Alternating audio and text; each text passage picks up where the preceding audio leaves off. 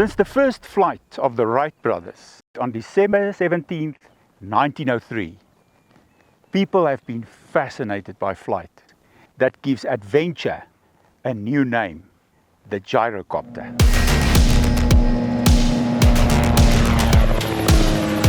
To fully understand its origins and the reasons behind its creation, we need to explore its historical background. My name is Enea Masilela. I'm a student gyro pilot here at Baffontein Airfield.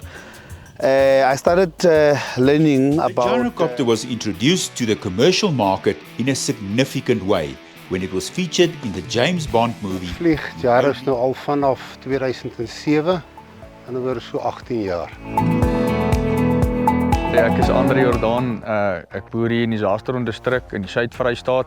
Ons is so 15 km van die Lesotho grens af.